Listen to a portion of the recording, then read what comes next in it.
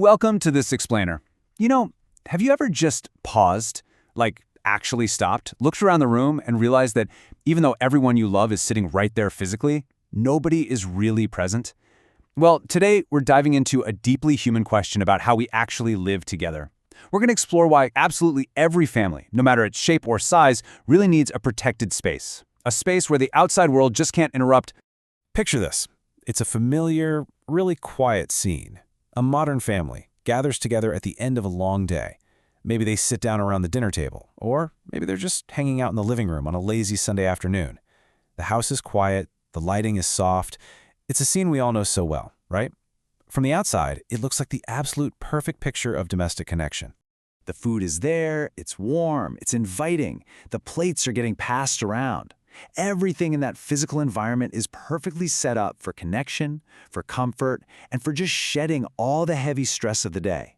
The warmth of the room practically begs everyone to just settle in, to leave the noise and the endless demands of the outside world right at the front door. And the people are there too. Everyone has made the conscious effort to gather in that exact same physical space. Schedules finally aligned, the commuting is completely done, backpacks are dumped by the door, and the family is finally under one roof, sitting shoulder to shoulder.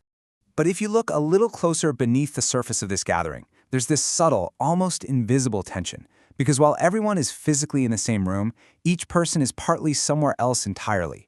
A glowing screen is resting right next to a dinner plate. A quick, habitual scroll happens just under the edge of the table. A silent notification pulls someone's eyes downward mid-sentence. Everyone is physically together, sure, but mentally, they're adrift in completely different digital spaces. It's crazy, but this dynamic brilliantly captures the paradox of modern family life. We have this physical closeness in the room, the fact that we can literally reach out and touch the person sitting right next to us. But that contrasts so sharply with the vast, quiet distance that's created the second someone retreats into their own glowing screen. We're together, but we are deeply, profoundly separated. Section 1. The Power of Ordinary Talk. Building the Foundation. So to really understand what's being lost in that digital distance, we have to look at how family bonds are actually formed. We tend to hold on to this cinematic, movie-like idea that strong families are built on these rare, highly dramatic, deeply emotional conversations. But the truth? It's actually much quieter. The true foundation of a family is built on ordinary, everyday talk. Think about the spaces where this happens. The kitchen table over a quick breakfast, a quiet weekend walk, those fleeting moments just before sleep, or the totally mundane car ride to school or soccer practice. These are the boring bits of repeated daily life. But here's the secret. These ordinary routines are the actual training grounds where emotional safety and a deep sense of belonging quietly grow. When we just let natural lulls in conversation happen here, without instantly reaching for a distraction, we actually give thoughts the time they need to fully form. The absolutely crucial takeaway here is this. Relationships don't deepen necessarily because of the profound or brilliant things we say. They deepen because we just keep showing up for another conversation, over and over. In these everyday moments, a child learns that they are in a safe place, a place they can return to tomorrow and the day after that. It's that repeated investment in simply being present, listening, nodding, making actual eye contact that makes kids, and honestly adults too, feel fundamentally secure. Section 2. Interrupting "You are here." The erosion of trust. Now, let's look at how this dynamic shifts when devices enter the picture.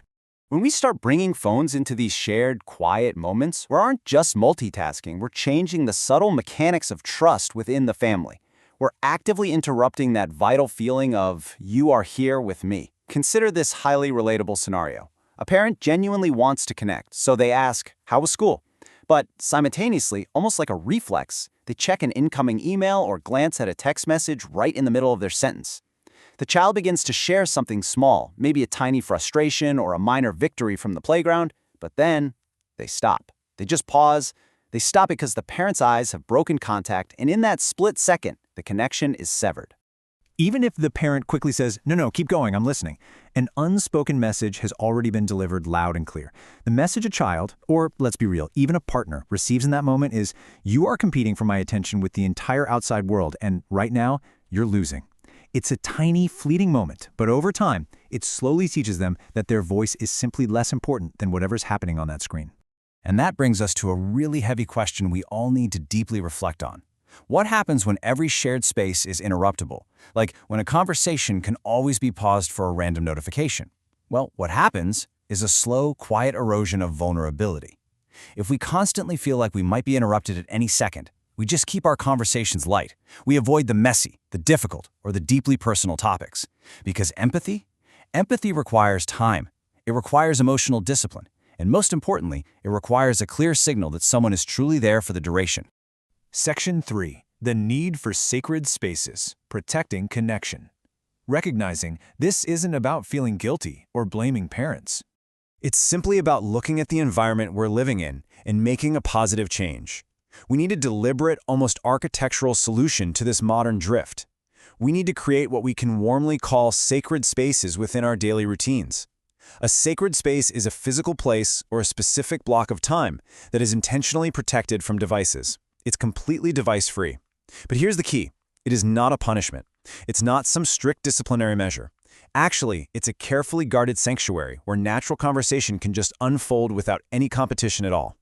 It's a space that communicates one very clear thing. In this place, we pay undivided attention to each other. Here, we take a breath. Establishing these spaces can be incredibly practical. Let's take the dinner table, for instance. By just keeping phones in another room, it becomes a guaranteed daily space to slowly sort through the day's events. Or think about the car ride. A drive that could easily devolve into silent, isolated scrolling can be protected instead. It becomes this natural, parallel space to talk while looking out the window, which, by the way, is often way less intimidating for kids. And finally, bedtime. Protecting bedtime from the harsh glow of screens allows for those quiet, unwinding conversations that let a child drift off to sleep feeling truly, deeply heard. Section 4. Designing moments of connection, beyond strict rules. Now, it's incredibly important to clarify the actual philosophy behind all of this. This is not about achieving perfect, rigid rules. It's really not about declaring that technology is evil or trying to just ban it from your life entirely. Instead, it's about intentionally designing moments of connection. There is a profound difference between strict banning and intentional design. Strict banning focuses on what we're taking away, and it almost always feels punitive, hostile, or just flat out impossible to maintain. But intentional design, that focuses on what we are creating. It's a compassionate way of structuring family life so that we are fully available to each other. It's about consciously shaping our environment so it brings out the very best in us, allowing the family to be a closed, protected circle right when it most needs to be. And this brings us to why all of this matters so profoundly. You know, a child alone with a problem feels like they have an absolute emergency. In their mind, everything feels incredibly urgent and totally catastrophic.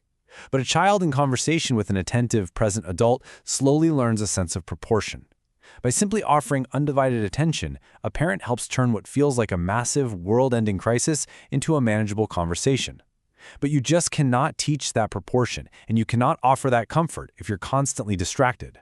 Ultimately, the conditions required for real family connection are remarkably simple, yet they're harder to achieve today than ever before. Children and adults both desperately need places where they are not competing with the entire outside world for attention. They need spaces where they are allowed to be vulnerable, where they don't have to compose or edit themselves perfectly, and where they know, for sure, that someone is simply there to listen. So, as we wrap up this explainer, I want to leave you with a final, vital question to reflect on today. What space in your own home are you going to choose to protect?